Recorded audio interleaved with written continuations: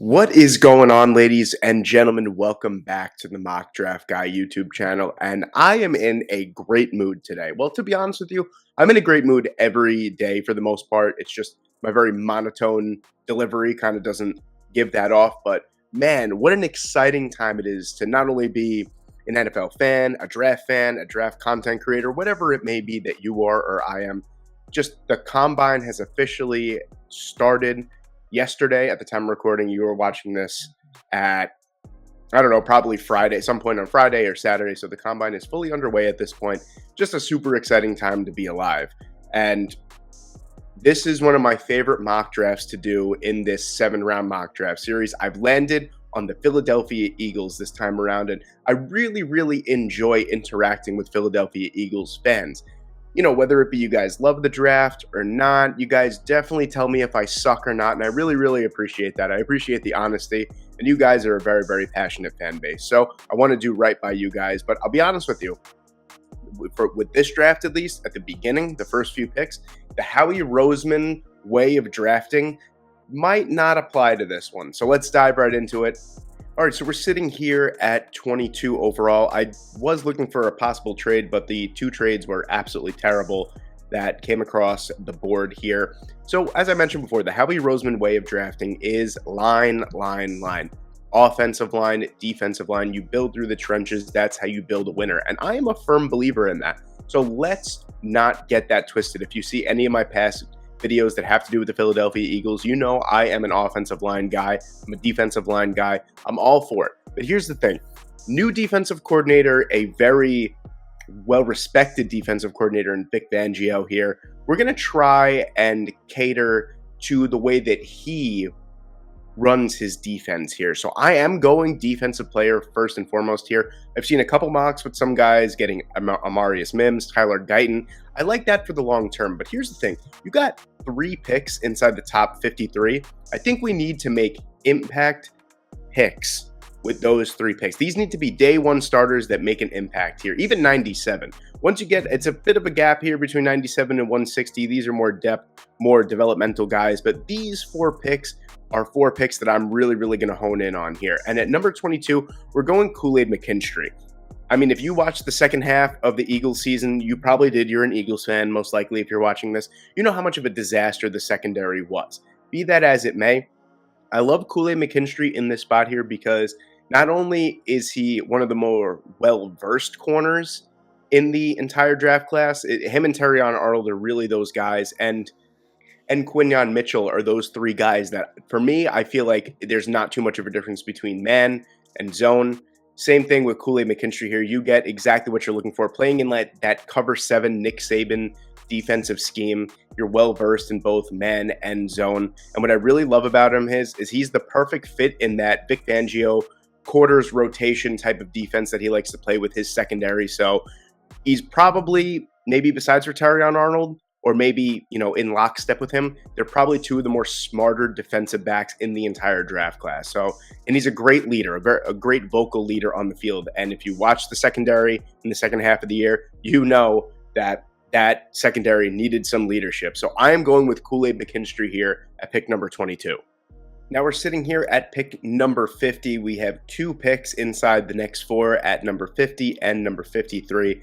I'm going to look at the defense yet again here. One area that to me lacks some serious explosiveness is the linebacking position. Now, you know, after they lost TJ Edwards, they replaced him with Nicholas Morrow. For the most part, I don't know, that's not a like-for-like replacement. They also have Nakobe Dean, but we're missing a little bit more. Dean being that undersized linebacker that's probably going to play Mike, and then you need some outside linebacker help here. For me, Edgerrin Cooper, not only, I hate to go back to the Vic Fangio thing, but Edgerrin Cooper, my pro comparison for him when I did the Edgerrin Cooper prospect profile was Jerome Baker. He could play that Jerome Baker role just at maybe a little bit more of a controlled level. Jerome Baker is someone that flies all over the football field. Whether he be in the right spot or not from time to time is, you know, seriously questionable. But Edgerrin Cooper is an explosive athlete. He's a tremendous playmaker. And I know that it seems impossible to see the Philadelphia Eagles spending a top 50 pick on a linebacker. It just doesn't really happen. I mean, Nakobe Dean was probably the highest linebacker they took in God knows how long. I don't think that they've taken a linebacker in the first round since, like, don't quote me, like 1987 or something like that, or even in the first 2 rounds. I could be getting my information mixed up, but I know for a fact that they haven't drafted a linebacker in the first round, at least, for a really, really long time. But Edgerrin Cooper seems like that guy. He just seems like a perfect fit for the Philadelphia Eagles defense going forward. And I know the 2 first picks are defense, and they're also not line picks. They're not edge. They're not defensive tackle. So straying a little bit away from the Howie Roseman way, but I think these are 2 necessary picks here in the top 50. All right, coming right back around at pick number 53. Maybe this is where some of the Howie Roseman mentality creeps into my thought process here, because I see some incredible guards on the board here. Christian Haynes is someone that I really love. Dominic Pooney is someone that legitimately could probably play any of the 5 positions on the offensive line. Haynes is someone that I see as more of probably the best true guard in the entire draft class, but I feel like that's what his, I don't want to say limitations because he's a great guard in that. Maybe he could play center. I'm not really looking for that right now. What I'm looking for is line versatility. So this pick is coming between Dominic Pooney and Cooper Beebe for me. For me, I think Beebe is just a little bit more polished, a little bit more experienced at a higher level than Pooney. Pooney being a 0-star recruit starting out his collegiate career in Division II, someone that played the last couple years at Kansas, but I'm going to go with the Kansas State guy, someone that I thought could have been a first-round pick last year if he decided to declare he went back. He was phenomenal yet again, and this is someone that I know you're going to say, oh, he's the guard. You know, he could play guard. He could probably play center, 6'4", 335 pounds. He also has a ton of experience at right tackle, and that's what the key for me is. He has a season or 2, I think it's like a season and a half or 2 seasons worth of starts at right tackle under his belt. And he also excelled in that spot as well. So this is someone that I think Howie Roseman is going to look at this point in the draft and go, oh my goodness, this is someone that can be a long-term solution, maybe not even at guard or center, but even after Lane Johnson. So I know I just said the first 4 picks have to be impact starters right away, but to be fair, Beebe might be someone that could force his way into the starting 5 in the offensive line and then eventually take over at right tackle. So Beebe's just too talented to pass up here. It is a need. The offensive line is a need. So that's going to be the pick at number 53. All right, sitting here at number 97, and I'm torn between 2 positions here for the Philadelphia Eagles. I'm looking for a wide receiver 3. I'm looking for a true slot receiver. And I'm also looking at the safety position here. A lot of guys to like. There's someone that I have in mind down the board, maybe with our next pick, or maybe even a slight trade up from 160. So I'm going to hold off on safety. I'm going to go to wide receiver here. And at number 97, there's someone that I think would be just a perfect fit as a natural slot receiver in the Philadelphia Eagles offense between A.J. Brown and Devonta Smith. And for me, that is going to be Malik Washington. I know Jamari Thrash is here. He'd be a great option. Ricky Purcell is someone as well. Brendan Rice is more of a, boundary option. Malik Washington, you want to talk about someone for size, has just unbelievable break tackle ability, run after the catch, contact balance. You want it, he's got it. He is a phenomenal player for his size, 5'8", just under 200 pounds, which is honestly a solid build if you think about it. Like, I think I'm somewhat of a big boy at my size. I'm 5'9", 188 pounds, and I feel like I'm huge. Imagine, 5'8", almost 200 pounds. He's probably a monster, and he's a load to tackle. So if you haven't checked out Malik Washington at Virginia, I believe I have his stats almost memorized at this point because I'm just such a big fan and have been for some time. I did an NFL Draft Diamond short on him a long time ago. 5'8", almost 200 pounds. I believe he had it's around 107 to 114 catches, like 1,400 yards and close to 10 touchdowns. I think it was 9 touchdowns he had receiving. He was unbelievable in his one real year at a school that actually decided to throw the ball. He played 3 years previously before that at Northwestern. So more of a run-heavy offense. At Virginia, he was the star of the show for the Cavaliers. So he is going to be my pick here at number 97.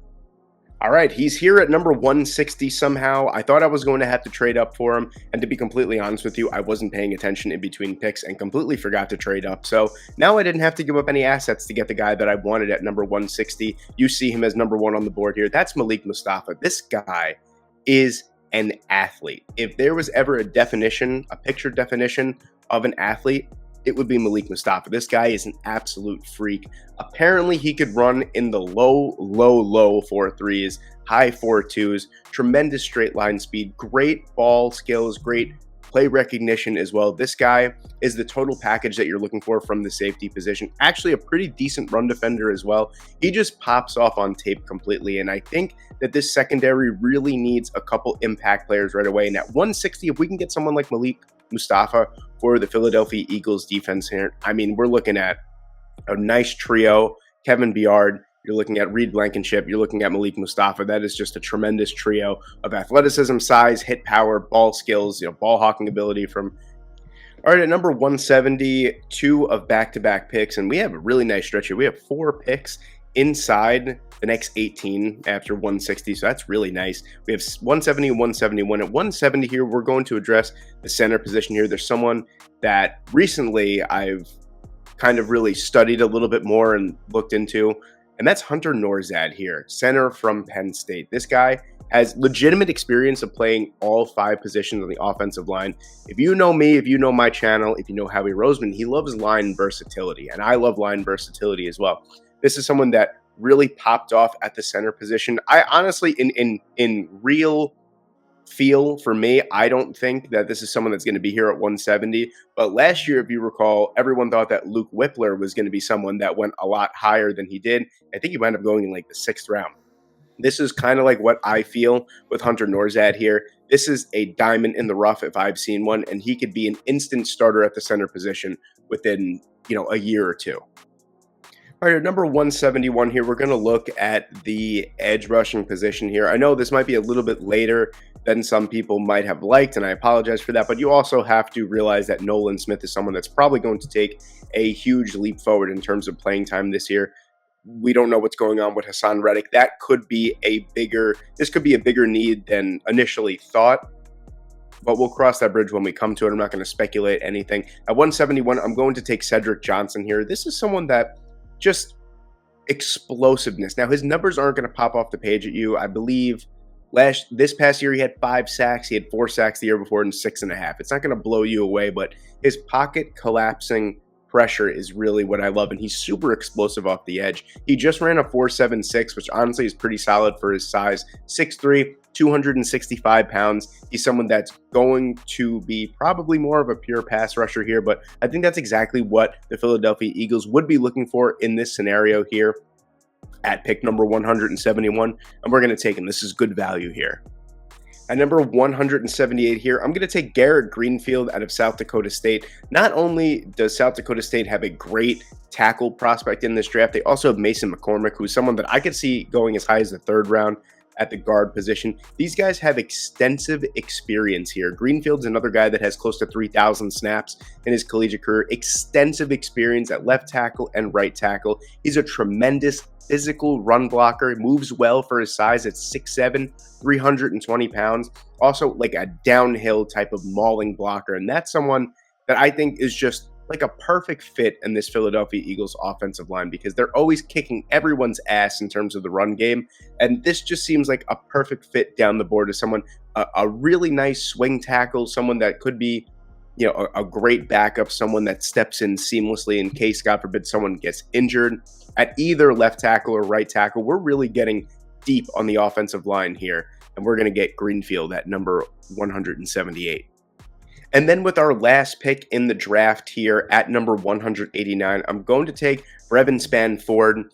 Love this pick for the Philadelphia Eagles here. 6'7", another huge individual. 6'7", 263 pounds. He's a primary Y tight end, but he's someone that's going to be a block first guy, and he does that very, very well. Tremendous blocker, offers an incredible size in the middle of the field when he does go out and run routes. He's also a red zone threat. Just someone that I think could be a truly great backup tight end to Dallas Goedert, someone that, can kind of take a little bit of the blocking assignments off Dallas Goedert and just be a true force in the run game for the Philadelphia Eagles. All right, ladies and gentlemen, I'm not going to lie. I think that this is an absolutely fantastic draft class. I think we absolutely crushed it in this one. One of my favorite drafts that I've done so far in this year's series. So Quickly to recap it, at number 22, we took Kool-Aid McKinstry. At number 50, we took Edgerrin Cooper. 53, we took Cooper Beebe. 97, we took Malik Washington. 160, we took Malik Mustafa. 170, we took Hunter Norzad. 171, we took Cedric Johnson. 178, we took Garrett Greenfield. And 189, we took Brevin Spann Ford. Let me know what you guys think in the comment section below. I'm sure there's going to be people that don't like it, but honestly, I think this is one of the better drafts that I've done this year. It fills a ton of needs with a ton of great prospects.